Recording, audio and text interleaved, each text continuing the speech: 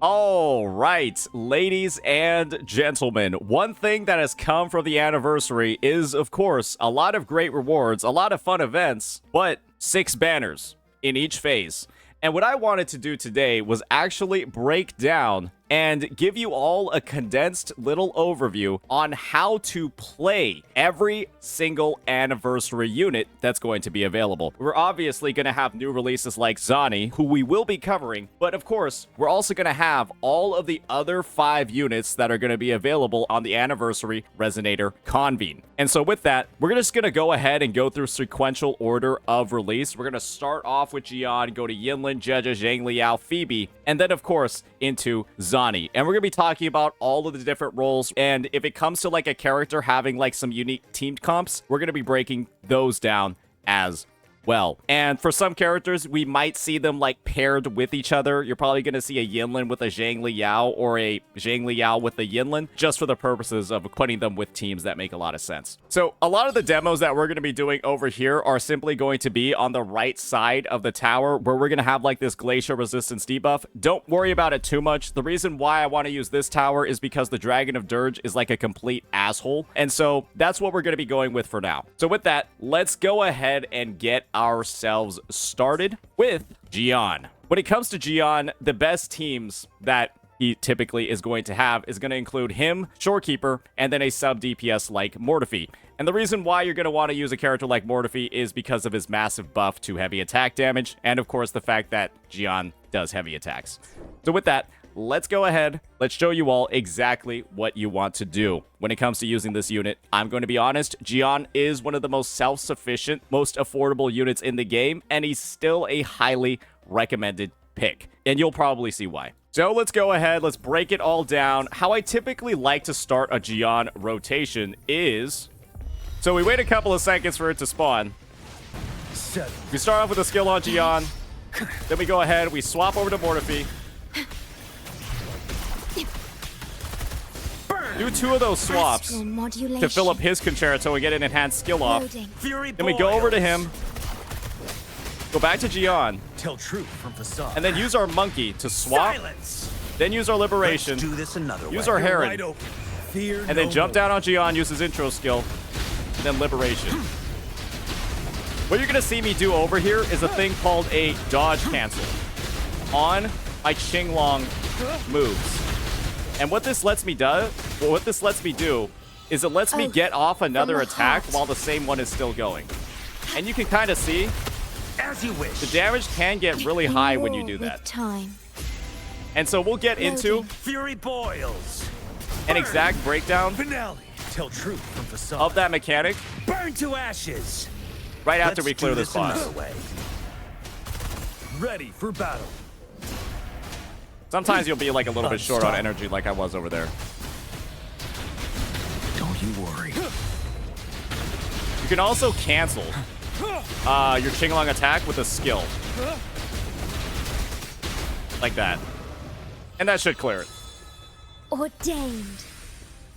So that's kind of like the rough baseline way to play his rotation. Now let's go ahead and let's dive into the exact Qinglong cancel that I'm talking about over here. So we're only going to be using him. We're not going to worry too much about the team. And I'll show you like the exact timing that you want. Wind Rider. So you're going to like start an attack and then dodge I can take it till my last breath. closer to the end of that attack. And you'll be able to start another one. You want to kind of see when he's doing that first Qinglong move, Wind Rider. right when his foot is about to touch the ground in the animation. His right foot, right? And then you just dodge. Don't worry. And then immediately start another attack. You could also consider it when the dragon is slowing down as well in the attack animation. And that's another way for you to go about it. You also, if you are using the regular monkey like I am, you'll want to do that swap during Mortefi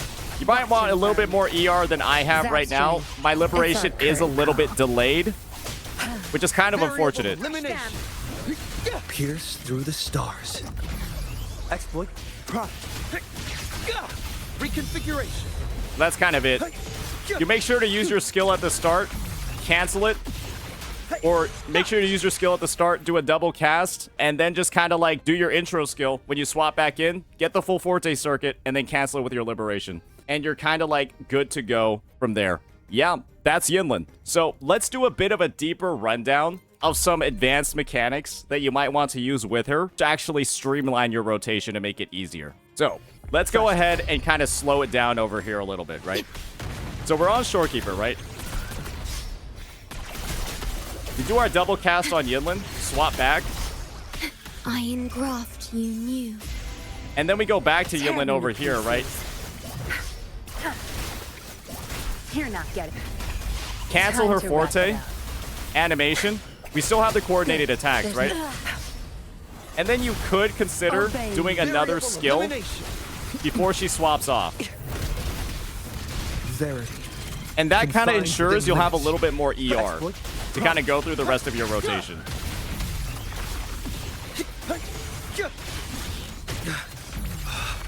Exploit. Prompt. Reconfiguration. Complete. And that means you might be able to have No mercy. all the resources you need to hit another Forte faster on the second rotation. You can kind of see over here, right? It's like, oh, wow. Zap string. I have, like, everything already. Obey me. I kind of extend her rotation time a little bit, doing that double skill cast over here. But that guarantees I have, like, all the stuff that I need for the next rotation. Reconfiguration. So that's another way for you to actually play this team. You delay a little bit. You kind of extend Yinlin's rotation by a fair amount, but you end up with like more ER for the second one and more Forte for the second one as well, which can basically speed up the second rotation. So when it comes to this team and the Sonata sets you want to use on Yinlin, well, first you're going to want String Master on her because it's a broken weapon. Make sure you get this just for every single Rectifier user possible. I'm using her on Empyrene Anthem, which gives a very, very big buff to coordinated attacks, up to 80% additional damage, and then also gives a buffing effect to the team. If you don't want to farm this, or you have Yinlin on like a weaker weapon, you can consider using Moonlit Clouds as well. The one set I don't recommend you use her on, even though it's recommended for her, is just don't use Void Thunder. It's not good. It's genuinely just not very good. At this point in the game, considering the role that Yinlin plays on teams, using Void Thunder is literally one of the worst things you can currently do. It's an absolute bait. It's not very strong. If you use it, you'll probably end up griefing your damage output way harder and reducing her sub-DPS abilities. Because let's be honest here, guys. He has an outro skill that gives massive buffs. 20% electro damage amp and 25% liberation damage amp. That's why you're using her with a character like Xiangli Yao, who mainly does, be honest here, liberation damage. So that's going to be our Yinlin section. Now let's move forward a little bit and talk about Zhezhi. We're now moving on to Zhezhi, and I'm going to be honest here. There are two unique ways that you actually want to play her, depending on who her main DPS is. And she has two ideal partners. Because of the fact that Zhezhi goes ahead and buffs Glacio damage and Resonant Skill damage, her first best-in-slot partner is going to be Carlotta, but she's also going to have a really good partner in Jiyan. But she has unique rotations, optimal rotations, based off of who is actually working with her. And so we're going to start off with Carlotta first, because it's the easiest one. And we'll be talking a little bit about Carlotta's rotation. Do keep in mind my Carlotta is S3, and so don't be surprised at the damage numbers you're going to be seeing. This is also one of the easiest rotations in the game. Surrender. The feeling of pain. So we just went ahead and on Zhezhi, we made sure to do one basic attack chain so that when we intro skill in, we're able to spawn with 3 stacks. Then we're going to go ahead and use Here our comes a helper. skills, My compliments. you'll see that I did something over there where I was a bit faster than normal. That's called a jump Breeze cancel. lights the way. I also Victory failed one of the favors jump me. cancels. And so we'll talk about some tech to do to A, get off the jump cancels properly, and what to do in case you In the fail name one. of the Montes. Because it can happen kind of frequently. And as you can see, my Carlotta did do a lot of damage there, and so that's why the stage is already, unfortunately, over. So, yeah. Now let's talk about what happens and what you can do for Zhezhi's jump cancels. We're only going to be using Zhezhi here for now, so that we can talk about this mechanic in particular. Because it's really important to, you know, for the sake of your rotation time, if you're trying to do as much DPS as possible, it's a great tech to learn. So, what you can see over there is I got off one of them properly, and it can be hard to get that timing right. But what you can do is if you're failing that second one,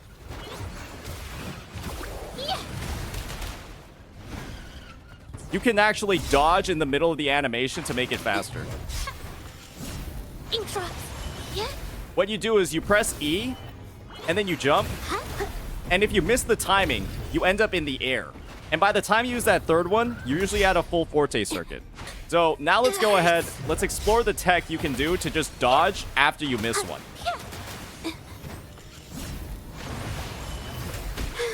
I'm so tired. And you can see, I was able to get the dodge off, and even though I messed up the timing, it was still pretty fast. So just make sure to actually, you know, put some practice into this, because if you do get the timing properly right, you can get them off pretty damn fast. And when you see the speed that you're able to get these off, compare it to what happens when you play the whole animation. Hopefully you can see the difference between that. Did I mess That's it what up? happens when I don't do a single jump cancel at all. The last tech that I'm going to show off is using your liberation to cancel a failed jump cancel. Ouch. Witness the arts. And you can just use your liberation over here, and then immediately go, My compliment. Helper. Take and then this. finish off the rotation.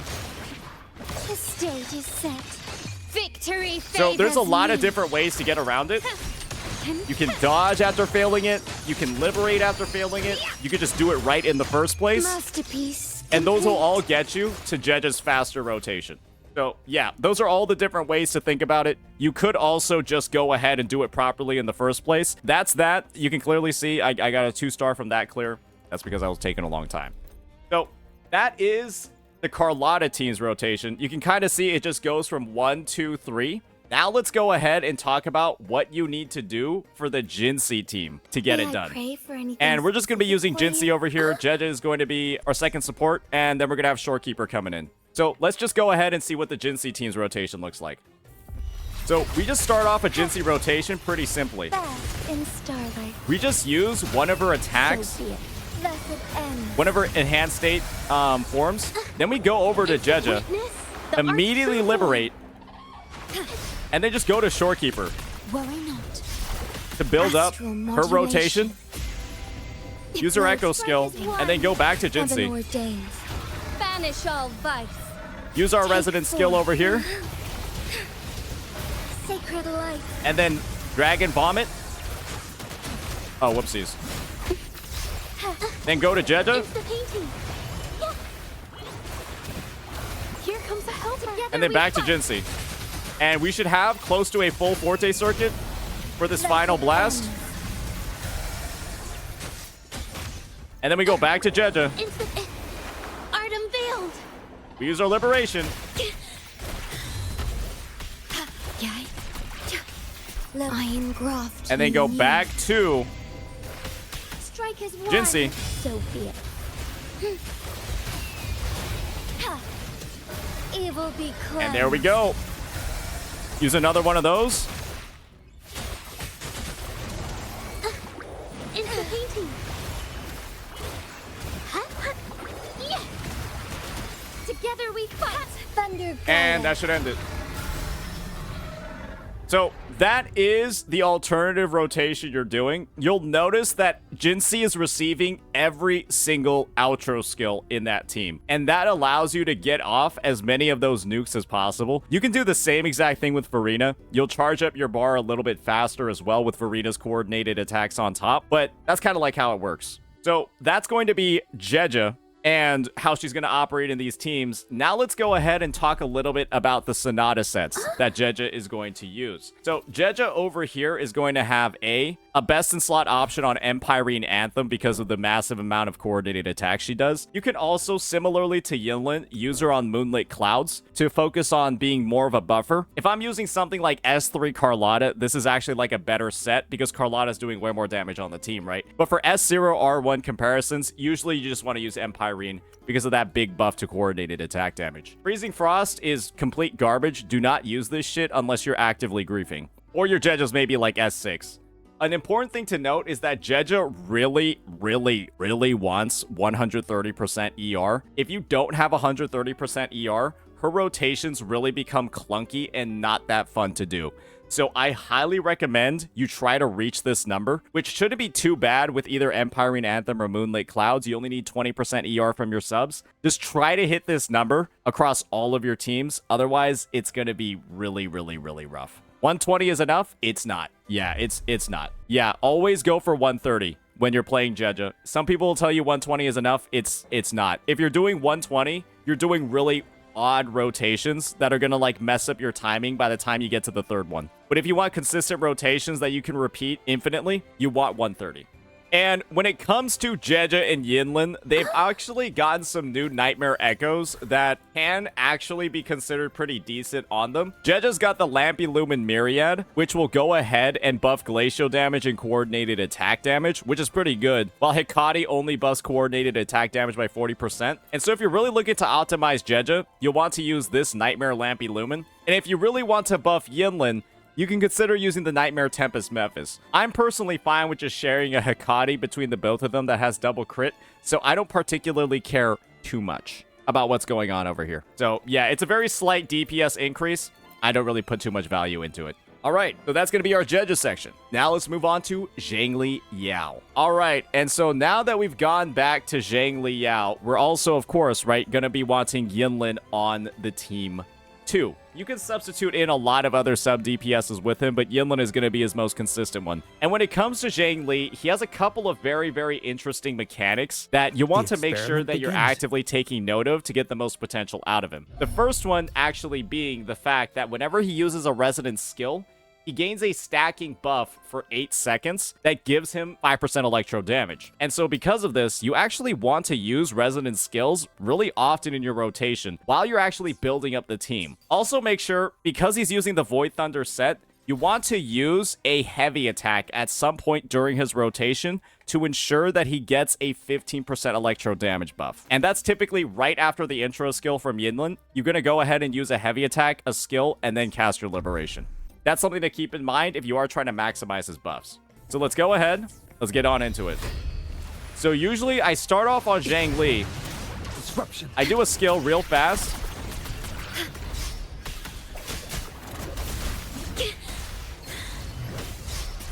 And then I go on to Shorekeeper, do all of that, build up Concerto with Yinlin. We're over here at this point, right? Disruption. And then we can just liberate on Yinlin over here after doing some swaps. Variable elimination. Pierce. And now we through the fully stars. stacked up that buff. And our liberation is able to deal a pretty decent amount of damage.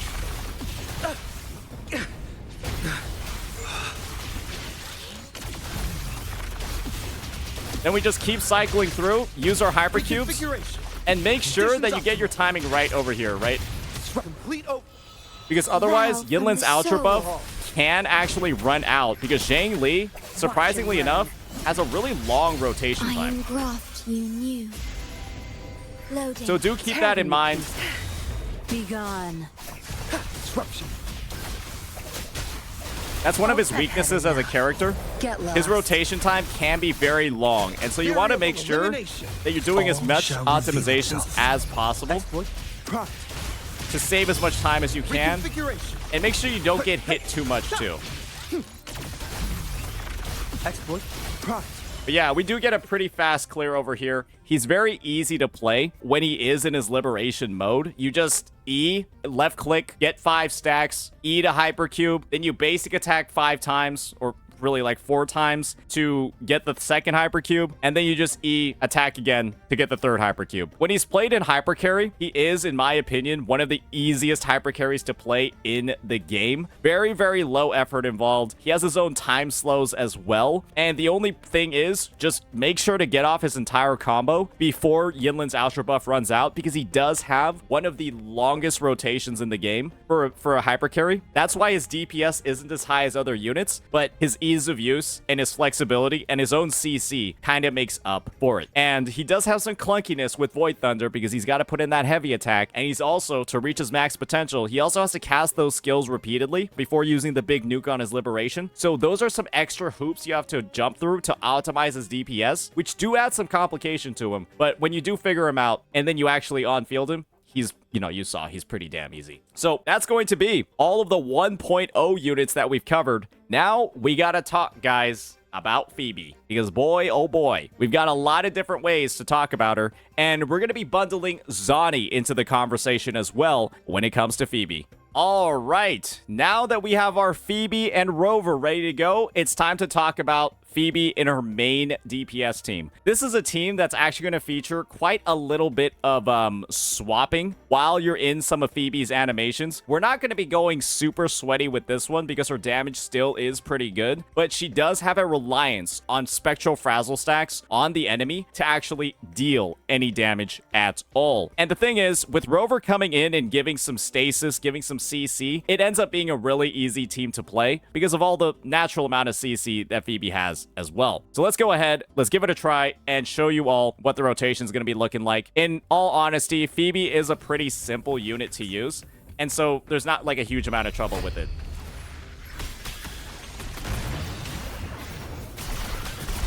You want to make sure you go over to Rover, use their heavy attack, Sense your weakness. and then use their skill very frequently as well. Because the thing is, well, Swift and resolute. they're using the Eternal Radiance set, Strike from the shadows. which gives you a Moment of buff, resonance. right? When you reach those max stacks. Sentinel protects me. And so we're just going to go in on Phoebe, Bluebird, be use my all her salvation. stuff, enter Absolution Together we State, stand. Cut. No hesitation. make sure that Rover's also swapping in occasionally too. Doesn't hurt. I'm okay. Purify. And you can see that the damage is pretty good, Ordained. right? We could have done a couple of more swaps in there, but it ends up getting very sweaty Strike from the shadows. Terminate. if you put in too many of them. Iron graft you knew. So I don't like doing too much, especially considering the fact that you don't really need the damage The end has come. as well to get some good clears. Sentinel protects me. Judgment time. Crystals. Give me And strength. that's going to be that. You can kind of see it's comparable to other teams. No hesitation. The more you swap, the better the DPS is going to be. Purify. Together But at a we baseline, stand. very, very simple team to play. You have a bunch of CC from Rover. You have CC from Phoebe's skill. And it's just a lot of Spectro goodness. Just make sure you don't use it against Spectro-resistant bosses. Now, we got to talk about Phoebe in her alternative form. But before we do that, when you're using DPS Phoebe, just use Today Eternal will be a Radiance on fine her. day. This is going to be her best overall set that gives a shit ton of crit rate and up to 25% Spectro damage bonus the more Spectro Frazzle stacks are on an enemy. And when you pair it with Spectro Rover, you're reaching max stacks really, really, really easily. So there's not really much of an issue at all. When you're using Spectro Rover on her team as well, I do also actually recommend they run Eternal Radiance too, because they end up doing a meaningful amount of damage in these team comps. And the end result is that Phoebe and Rover kind of play more like a dual DPS team than a hypercarry one. But if you're willing to sacrifice and put some damage on the table, you can play it very simply as a hypercarry team as well. And there's not too much of an issue. Just know that the more swaps you do with Rover heavy attacks and then like enhanced skills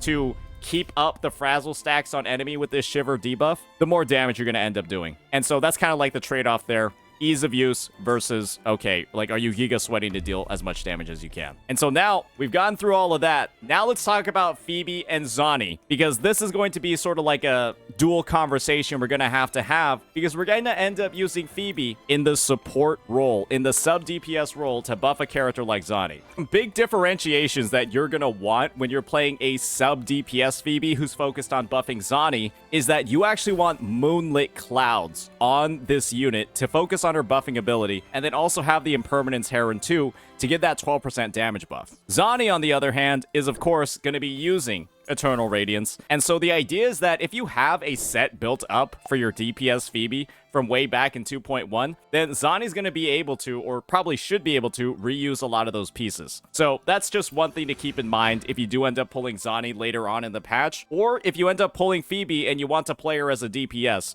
If you have Zani built, well, your Phoebe is also pretty built too, because one thing that both of these units focus on is they both focus on dealing heavy attack damage. And so that's definitely something to keep in mind as you're going through and using them. So now let's go ahead and get into the actual rotations themselves.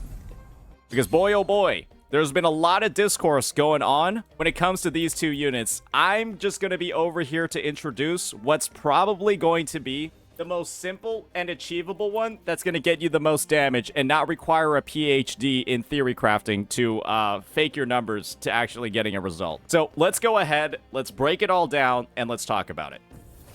When we start off the team's rotation, we're actually just going to go ahead and just do some basic attacks over on Zani while the boss is spawning. And then make sure that we enter into our enhanced state over here on Phoebe by holding down the skill. Then we're going to go back to her. You know, you can decide when you want to cast her Liberation in this rotation. Power of the Sentinel. And then we go back onto Zani. All yours. Gonna get our buff after hitting. Knock some heads around. And then we're just going to do a Nightfall, right? Do a basic attack chain. In my way. And then we're just going to do a second one. Reduce to dust. And then we're going to cast this final skill and then end the rotation. Ordained. What a waste. There's a more advanced one you can do that does more damage. And we'll show off that one. This is the more advanced one that does a little bit more damage but takes a bit longer. So just build up half a Forte stack on Zani over here.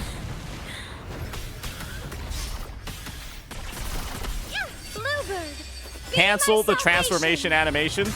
Power of the Sentinel. In war with time. Loading. And then go back onto her.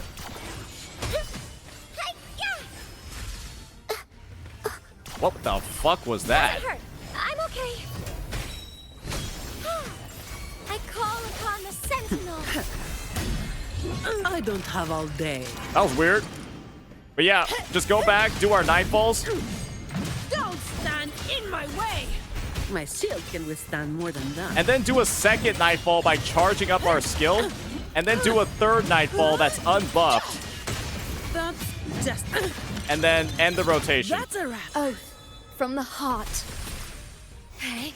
And that's what a more advanced one looks like. The feeling I of would say pain. you can add in more swaps over there onto like Phoebe during certain Loading. animations. I But at that engraft point, you new. you're giga sweating on this one. Right? You're doing a little bit too much. If you're like doing stuff like going in and then during Zani's Nightfall, switching over to Phoebe to do different attacks, it's not very realistic to actually incorporate. And the overall team DPS increase is very small relative to the amount of effort that you are putting in. However, there is a team where you do want to do a lot of swaps with these two characters. And that's actually going to be the Zani Spectro Rover team. So let's go ahead and actually explore that one a bit more. And I think that's going to be the final team that we're going to be looking at for today. With this team, you want to do a lot of swap canceling. And the reason why you want to do a lot of swap canceling is because Rover's going to be able to fuel Zani's Forte circuit with his swaps during her Nightfall attacks. And if you don't do them, then you'll be losing out on a lot of potential damage. But the thing is, these swaps aren't too crazy to do. Efficiency. Let's go ahead and demonstrate it. Just do the same exact thing that we've been doing.